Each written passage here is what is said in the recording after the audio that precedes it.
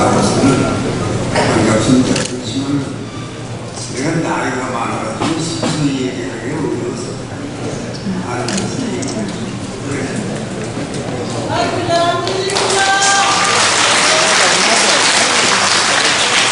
앉아서 얘기한다는데 뭐 박수할 건 없잖아요.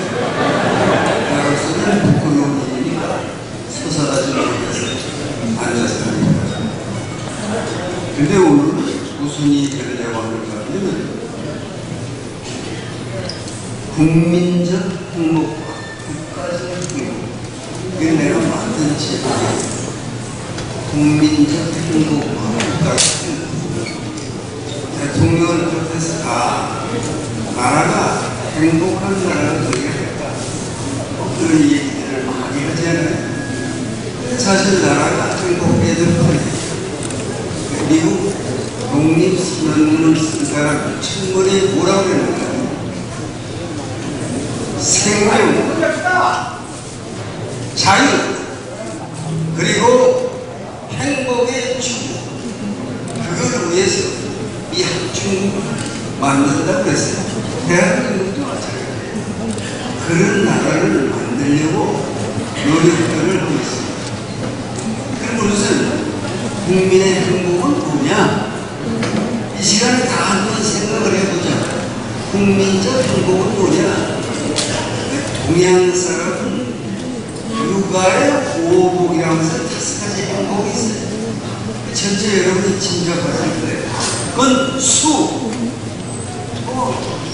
수를 누린다는 것처럼 사는 것, 나이가 어느 수준이 될 때까지 사는 게 복이에요. 너무 태어나서 일찍 죽거나 그러면 그건 좋은 게 아니에요.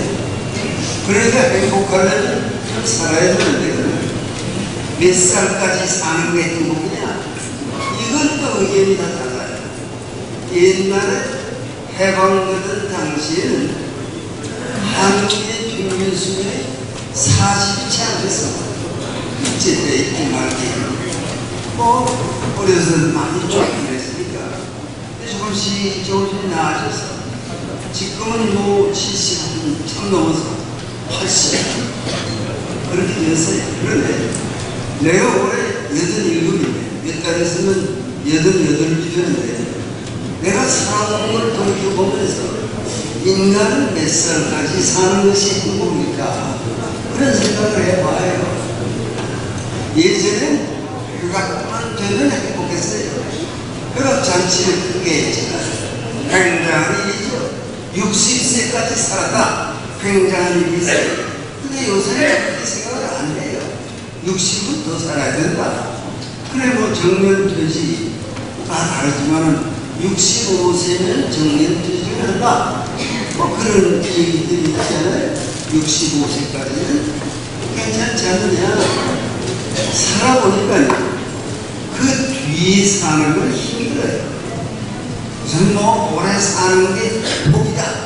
누가 그랬어요? 적당한 때 죽는 게 그게 복이지 오래오래 사는 게 결코 행복이 아닙니다. 나는 23살 때 미교 사변이 일어났는데 그 해에 죽을 뻔했어요. 왜 죽을 뻔했느냐 그러면 그때 부산 피난을 와 있었으니까 대학 4학년이었어요. 23살. 근데 이 부산에 피난 와 있다가 9.28 수복을 맞이했습니다. 해운대에서 미군 하역 작업하는데 통역하고 있었어요. 해운대 아무것도 없었어요. 그때 5천이었어요. 그때 살아본 사람이 별로 없습니다. 근데 나는 그때 일을 하고 있었으니까 거기 가서 뭐 본부의 통역이라 그러고 미군 군수물자를 하역하는 비치가 거기 일로이 비치에서 있었습니다. 어디 하숙하면서 거기 주문을 하고 있었어요. 그러니까 그때의 고향 소식을 서울 소식을 전혀 모르니까 굉장히 답답하더라고요. 그런데 9.28 수복이 된다. 여러분 아시다시피 9월 15일에 인천 상륙이 성공했고 그리고 얼마 뒤에 서울을 풀어내서 9.28 수복이 됐습니다. 그때의 영웅이 그 영도에 유인문이 상륙했어요. 그런데 그때는 서울에 들어가기가 어렵습니다. 그때는 가는 길을 찾아야 할 텐데 갈 수가 없어요. 그런데 그때 해안 경비정 하나가 인천에 갈 일이 있어서 지금 저 영도에서 떠났는데 그걸 내가 모두 탔어요. 인간에는 몇 사람 태울 수 있다고 해서 그걸 탔습니다.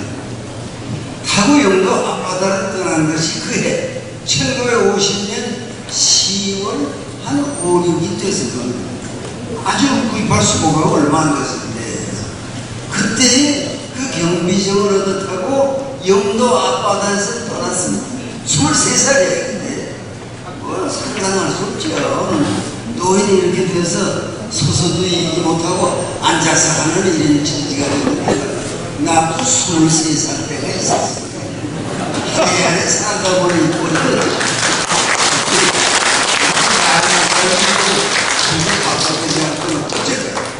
그 영도 앞바다를 떠날 때는 아주 좋았어요. 배는 작아요. 한 10m짜리 조그만 경비정인데 요게 아주 미국에서 수입한 지 얼마 안 됐기 때문에 똑딱똑딱 잘 가요.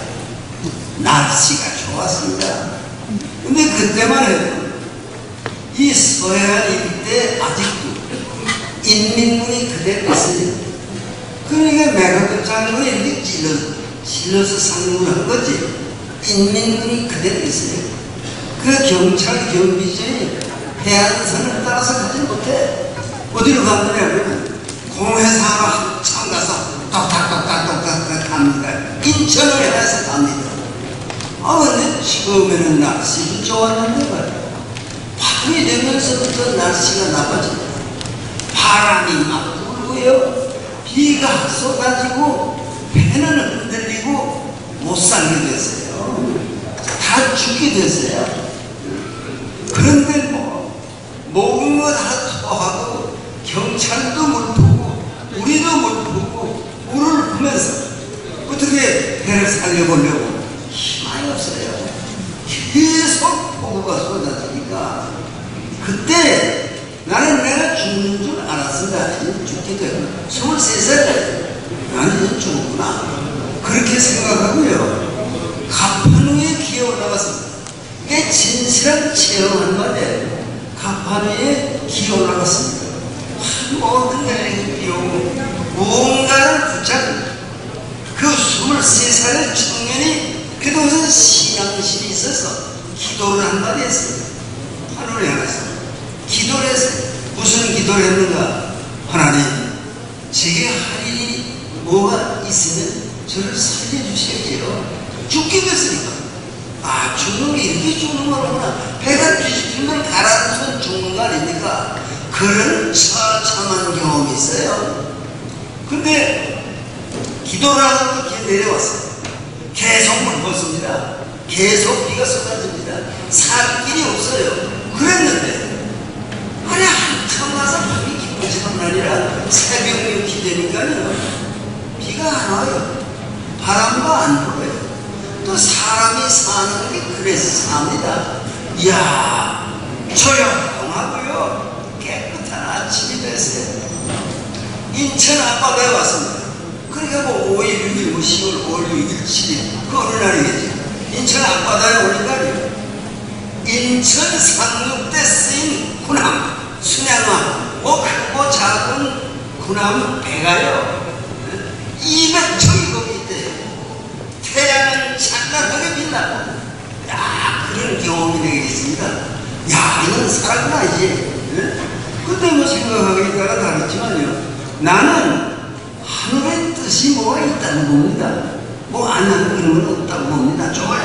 그건 마음에 들지만 나는 내가 어떻게 살게 됐을까? 그때 죽었을 건데 해가 뒤집혀서 죽는 거 아닙니까?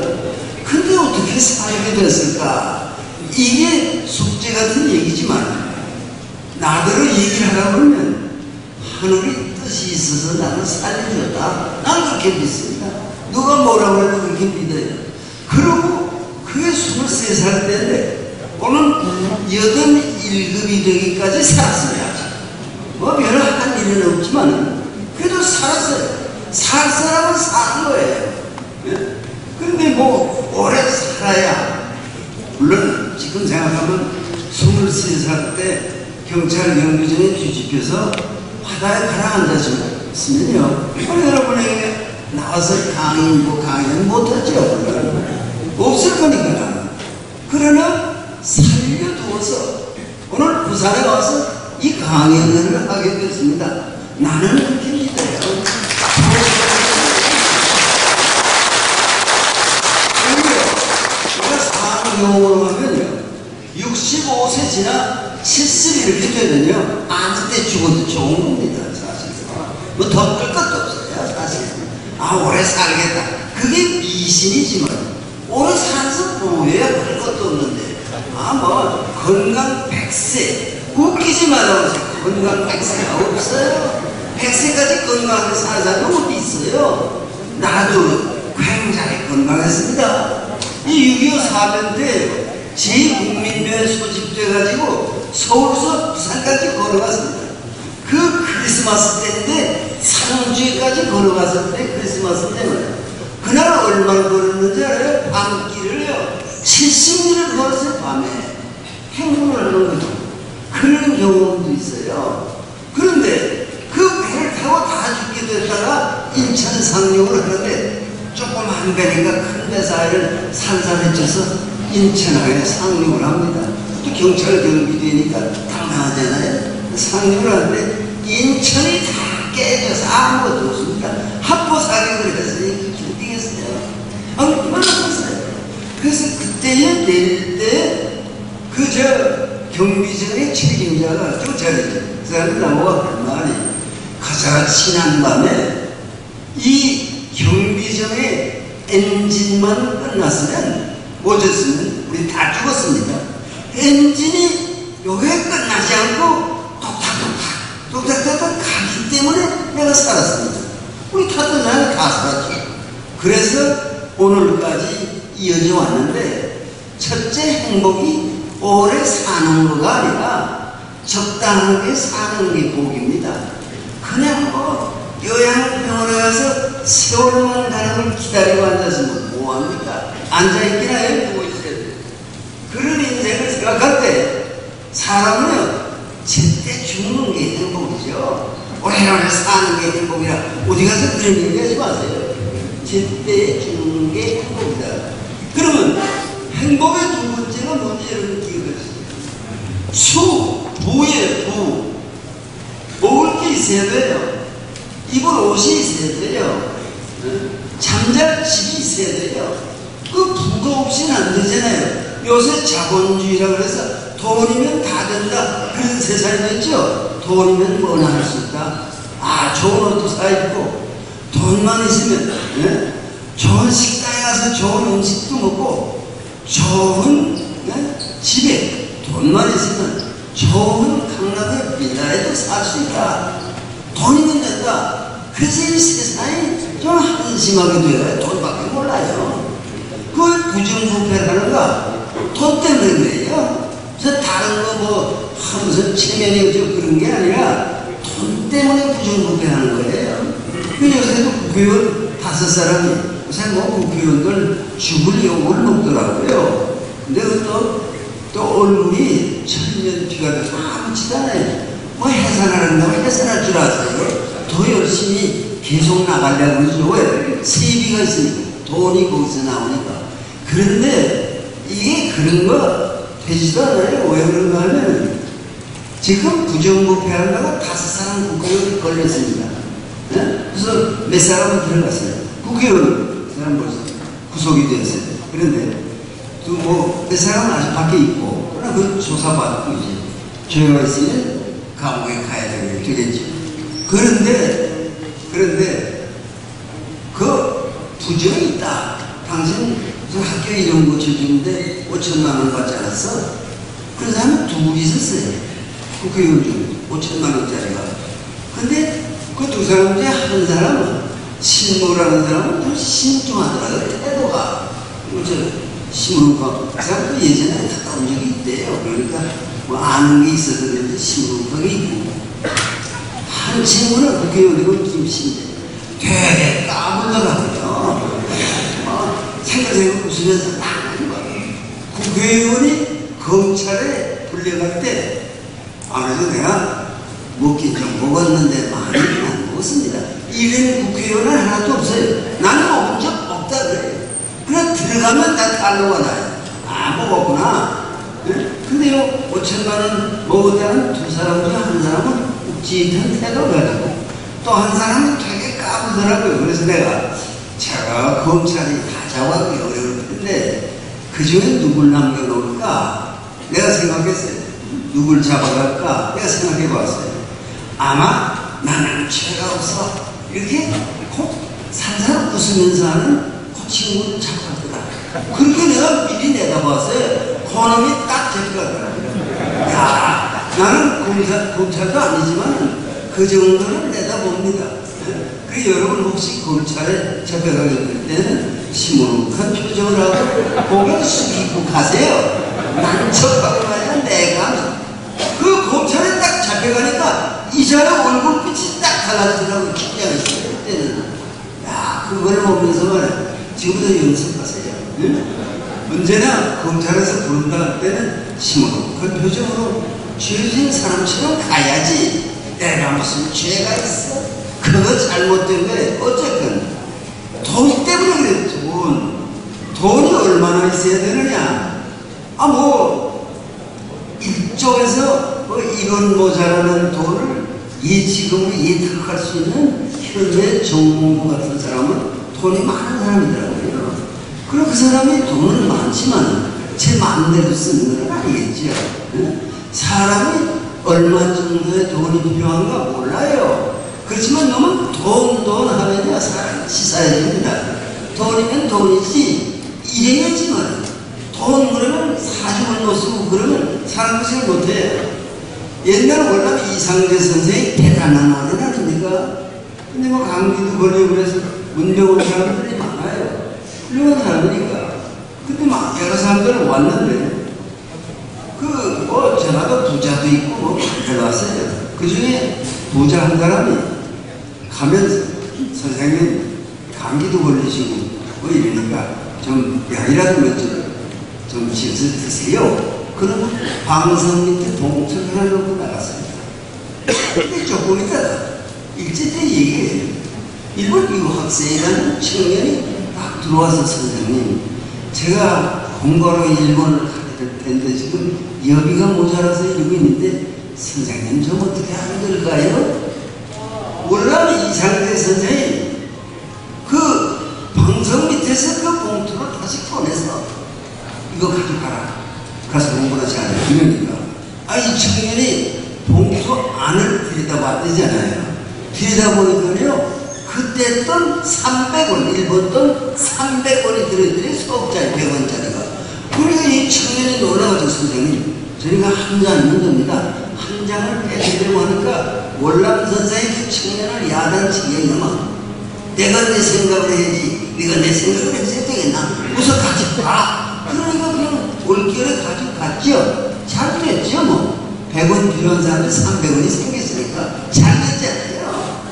그러니까 아직도 앉아있던 손님들은요 걱정이 선생님 300원을 다 주시면 어떡합니까? 한 100원 주시고 지금 약도 좀 지어와야 되고 쌀도 떨어지고 그런데 월남선생님 웃으시면서 아직도 여러 사람이 앉아있으니까 내가 그렇게 없는 줄 알면 있는 사람들이 좀 주급하겠지. 그러니까 거기 왔던 사람들이 지갑 보내서 얼마씩 다 드렸죠. 그거는 옷에 썼는지는 모르지만은 그렇게 머리가 좋아요.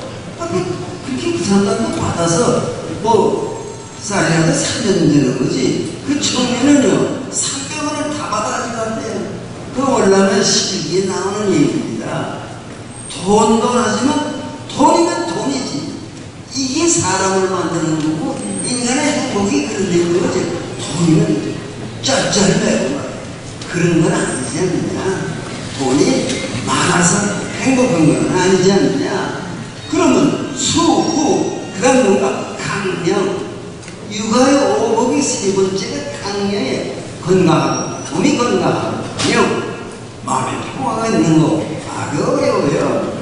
아무나 됩니까? 아무나 건강합니까? 누구는 건강하고 싶지 않아서 건강 안 한 거예요? 그게 사람에 따라서 다르고요. 또 건강도 타고나는 면이 있어요. 그러니까 몸이 약한 사람은요, 그런 줄 알고 살아야지. 세상 튼튼한데 왜 나는 몸이 이렇게 약한가? 그걸 원망할 것도 없어요. 사람의 건강이라는 게 마음대로 안 됩니다. 또 마음의 평화라는 것은 욕심을 줄여야 되는 건데, 욕심이 많으면 마음의 평화가 없어요. 욕심을 줄이면 마음의 평화가 있으니까 행복이 있을 수 있죠. 근데 그 다음에 뭔가 유호덕이라는 말, 유호덕, 그 덕을 사랑하고 덕스러운 삶을 살려고 힘쓰는 걸 유호덕이래요. 그게 행복의 중요한 거예요. 남이 우러러 보는 사람이 돼야지. 에이, 저런 인간 되면 안 돼. 그 사람은 행복할 수 없어요. 절대로 안 됩니다. 남들이 존경할 수 있는 사람이 돼야 되니까 유호덕, 덕스러운 삶을 사는 사람. 그 마지막에 이 중요한 거예요. 마지막은 고종명, 다섯 번째 육아의 행복이 고는 생각할 고자예요. 종명은 목숨이 끝나는 때를 생각한다. 그거요, 괜히 돈 번 거에다 죽거나 뭐 사고로 죽거나 뭐 다 할 수 없는 일이 있지만, 그러나 죽음이 가까이 왔구나, 이걸 알면서 생각해 볼 수 있는 여유를 가지는 사람, 그 사람이 진정 행복한 사람이다. 그 사람이 진정 행복한 사람이다. 그리고 고종명이 오늘 여러분에게 말씀드리고 싶은 거예요. 개인적인 행복은 그것밖에 없어요. 그래서 좀 시작이 늦어졌기 때문에 좀 긴 얘기를 뭐 해야지 좋다고 해요. 이 서울에서 하면은 나는 5분 아니면 10분이에요. 근데 뭐 좀 시간이 길다 그래서 좀 길게 시간을 잡으니까 되게 그게 여의치가 않네요. 결론을 말씀드리고 나는 내 길을 가야 되겠어요. 노인이 돼서 늦게 어디 다닐 수가 없어서 가야 되겠는데, 그러면 국민적 행복은 우리 각자에게 책임이 있다고 볼 수 있죠. 나라의 영향을 받긴 하지만, 그러나 국가적 행복이 있어야지. 우리 국가적 행복을 가장 협박하는 것은 뭐냐? 그러면 그건 북한의 김정은이에요. 요새도 말이에요. 남쪽에서 비라 보낸다고 가만 안 두겠다잖아요. 아니, 비라를 보내는 거야 우리가 하고 싶어서 하는 거고, 또 탈북자들이 북한 동포들에게 사실을 알려줘야 3대가 땅 넘는 3대 그걸 통치하고 있으니, 아, 인민들이가 오픈도 하소서, 이런 거 아니겠어요? 또 1분짜리 하나씩 넣어서 주고 뭐 먹을 것도 있고 뭐 재밌는 거예요. 앙 띄워요. 아, 여기서 지금 반대하는 건 맞습니다. 왜 자꾸 북을 차고 하느냐? 아니, 북이 싸우자고 나오면 어떡하느냐?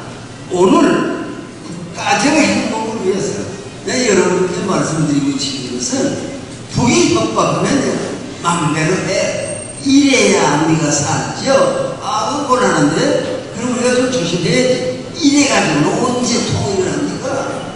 북이 뭐 비라가 날아가고 무슨 이 박근혜 대통령이 유엔에 가서 인권 문제를 아주 심각하게 얘기를 합니다. 세계가 모두 북한의 인권에 대해서 관심이 많아요. 지금 저대로 두면 안 된다, 이런 자제에 말이에요. 대한민국의 지도층이 그거 겁나서 그거 보내지 말아요. 그 괜히 북을 자극할 필요가 어디 있어요. 북을 자극해서 북이 실수를 해야 한반도의 통일이 오니, 이래는 또 70년 또 나갈 거예요. 분단 상태로 또 17년 나가요. 무슨 나라가 그래요? 다 됐어요, 저 시간.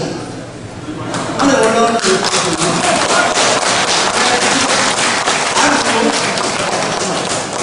내가 못 만나는 거 하나는 누군가. 그 사람은 내 강의를 방해하는 사람이야. 그래서 그만두는 줄 알고 일어나야 되겠다 하는데, 그건 아니라고 물 마시겠네. 내가 물 마실 시간이 있어요, 지금? 없어요. 어쨌건 중요한 얘기예요. 다들 겁이 많아. 나는 겁이 많은 사람은 아무것도 안 된다고 봅니다. 겁이 없어야 돼요. 그러면 무모한 거 아니냐. 천만에 지금 남북 대결이 있었어요. 남쪽이 북한이 도발하다. 뭐 불바다를 만들었다. 그건 곤란합니다. 그러면 어떻게 달려갈까요? 그거 하나 어찌 통이라니까. 그래, 당신네 핵무기 가졌어? 쏴! 핵무기 쏴! 우리가 당할게. 그러고요, 한 사람은 천천히 가도 돼요. 우리 서울 사는 사람, 휴전선 근처에 사는 사람, 특별히 노인들, 이런 사람들의 앞장서가지고요, 우리가 먼저 핵무기를 쏘면 우리가 먼저 죽게. 그러면 전 세계가 들어오죠. 야, 이 나쁜 놈들. 그래서 한반도의 미래가 열립니다. 걱정할 거 뭐 있어요? 아무것도 없어요. 이 정부의 행복은 남북을 자유민주주의로 통일되게 하기까지는 대한민국의 행복이 없습니다. 조국의 행복이 없습니다. 북한 동포를 그대로 두고 우리는 남한에서 밥이나 잘 먹고 뭐 건강하게 오래 살아요? 천만에. 그러면 비겁한 거예요. 북한 동포와 먹지도 못하고 저렇게 고생을 하고 자유가 하나도 없고 그런 상황에서 저 고생을 합니다. 운동선수도요, 오직하면 금메달 따고 나서 김정은을 찬양하는 걸 볼 때 저는 미친놈이로구나. 그러나 미친놈이 아니라 그래야 사니까. 가서 그래야 자기 목숨이 붙어있고 상도 받고 이러니까. 그게 북한의 우리 동포가 우리하고 다른 게 뭐가 있어요? 꼭 같은 사람들이 북한에 사는데 그들은 왜 저렇게 살아야 됩니까? 이제 좋은 일이 생기는 거예요. 박근혜 대통령은 원칙만 내세우면 돼요. 나는 원칙은 양보 못하겠다. 무슨 아니 세월호 무슨 특별 조사위원회를 하는데 아니 저 유가족으로 왜 끼요? 무슨 사법권을 사람들이 가지고 어떻게? 안 돼. 그거만 하면 돼요. 그러면 그렇게 안 돼. 누구보세요. 저쪽에서 타협을 하고 나오죠. 여기서 좀 그렇다면 그런 사람이요 여당 안에도 있더라고요. 타협을 하셔야죠. 근데 타협해가지고 되는 게 아니에요. 이건 부딪혀야 돼요. 대한민국이 사는 길은 북의 독재자에 대해서 북의 강압적인 그 지도체에 대해서 대결해야 돼요. 마음대로 해. 마음대로 하라고 하면서 죽는 건 곤란합니다. 아무것도 안 돼요. 일선에 서야 돼요. 쏴! 그러면 대포를 쏘는 사람이 대담한 사람입니까? 자기의 소신을 위해서 대포 앞에 죽는 사람이 소신이 확실한 사람입니까? 이건 깐디가 하는 말입니다. 깐디가. 나는 칼에도 긴 말을 못하겠지만 내가 오늘 존재하는 건요, 서정과 본부장이라 우리 조합체 대표라든가 이런 인물들이 있어서 내가 있는 거예요. 대단한 사람들이에요. 후배들인데 또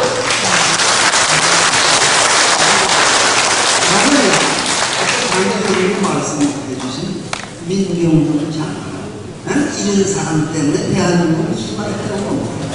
장군이에요. 이 서정갑 이 본부장은 대령이에요. 이는 중장이에요. 중장. 알죠? 굉장히 높아요. 그러나 그 일을 도와서 일하는 모습을 볼 때 대한민국의 내일에는 희망이 있다 이렇게 생각해요. 여러분 비도 오는 내용이 모였어요. 대한민국은 희망이 있습니다. 핵무기를 가지고 대한민국을 다시 해봐. 그런 각오를 가지고 나가면 조국의 통일이 멀지 않았다는 걸 내가 확신합니다. 이 후배들이 나와서 이제 이 얘기를 잘할 겁니다. 여러분 경청하시고 대한민국에는 희망이 있다. 그런 확신을 가지시길 바라면서 내 얘기를 여기서